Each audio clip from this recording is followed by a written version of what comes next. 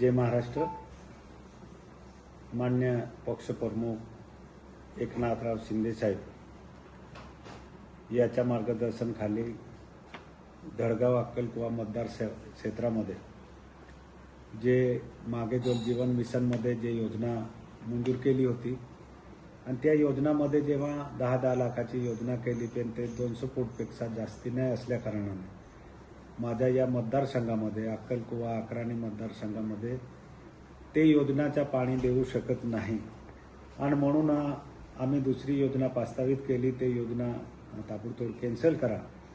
आणि योजना कॅन्सल करून दुसरी योजना आपण घ्यावे असं या राज्याचे मंत्री गुलाबराव पाटील साहेब त्यांच्याकडे आम्ही एक पत्र व्यवहार केली असताना आम्हाला आमच्या मतदारसंघामध्ये जो नर्मदा आहे आणि त्याचा पाणी अफाटून आहे ना आतापर्यंत आम्हाला पाणी नर्मदाचा काही फायदा नाही आणि म्हणून आम्ही त्याच्यावर मागणी केली असताना महाराष्ट्र सरकारने आम्हाला खास करून जे आज जे योजना तरतूद केली आहे आणि त्याची मान्यता भेटली आहे ते 935 कोटी एवढी मान्यता भेटली आहे। त्याच्यात या अतिदुर्गम भागामध्ये धडगाव अक्कलकुवा असेल त्या भागामध्ये अक्कलकुवामध्ये 44 गाव आणि अक्राणीमध्ये 66 गाव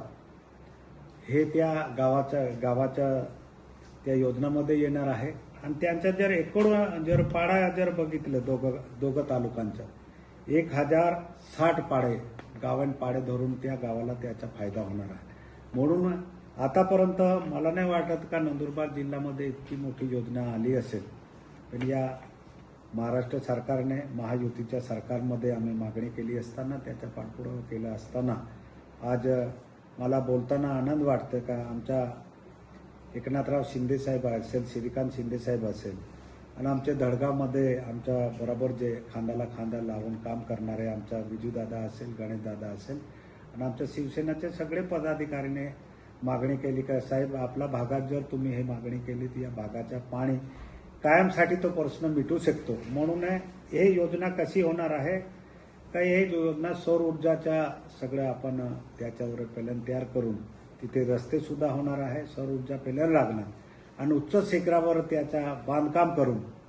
आणि ते पाणी धडगावची वेगळी आणि अक्कलकुवाची वेगळी ते योजना तयार करून 2056 पर्यंत ते योजना त्यांना पाणी ते लोकसंख्या वाढेल तरी ते पाणी घटणार नाही इतकी मोठी एवढे वर्षाच्या आपण अंदाजे ते करून महाराष्ट्र सरकारने ते मंजुरी दिली आहे आणि बाकी मान्यतासाठी केंद्र सरकारकडे जाईल। महाराष्ट्राची निधी आणि केंद्राची निधी आहे दोघा राज्यांच्या निधी असते आणि त्याच्यामध्ये केंद्र सरकारने वरची निधी नाही दिली तरी महाराष्ट्र सरकार 500 कोटी निधी तरी ते देणार आहे। म्हणून हे योजना आज आपल्या या धडगाव अक्कलकुवामध्ये आम्हाला हे अभिमान आहे की आम्ही या लोकांचा पाण्याचा प्रश्न हा कायमसाठी सुटणार आहे आणि म्हणून जे जे विषय येत जाईल समोर जिथे जिथे अडचण येईल ते सोडवण्यामध्ये आम्ही सक्षम आहे। माझ्या शिवसेनाचे सर्व पदाधिकारीने याच्यात सांगले की दादा हे योजना झाली तर आमच्याकडे पाणी भेटेल आणि त्याच्यामध्ये खास करून महाराष्ट्र सरकारचं मी अभिनंदन करेल आणि त्याच्यामध्ये खास करून आमचा मुख्य नेता एकनाथराव शिंदे साहेब श्रीकांत शिंदे आणि ज्या योजनामध्ये खऱ्या अर्थाने आम्ही जेव्हा बोललो नंतर त्याला मान्यता भेटून देणारे आमचे गुलाबराव पाटील साहेब त्यांचंसुद्धा मी अभिनंदन करेल की माझ्या जिल्ह्यामध्ये माझ्या मतदारसंघामध्ये इतकी मोठी योजना ही चांगली योजना आहे आणि याच्याने आमच्या अतिदुर्गम भागामधले जो पाण्याचे प्रश्न आहे जरी एवढे वर्ष लेट का नाही असेल पण तरी या लोकांना आम्ही पाणी देऊ शकू तर टेम जरी लागेल पण इतकी मोठी चांगली योजना करून दिली आहे। म्हणून मी पुन्हा माझ्या महायुती सरकारचं मी अभिनंदन करतो आणि लवकरच्या लवकर केंद्र सरकारकडे प्रस्ताव पाठवून बाकी निधीसुद्धा आम्हाला मिळवून देईल अशी अपेक्षा व्यक्त करतो ना थांबतो। धन्यवाद।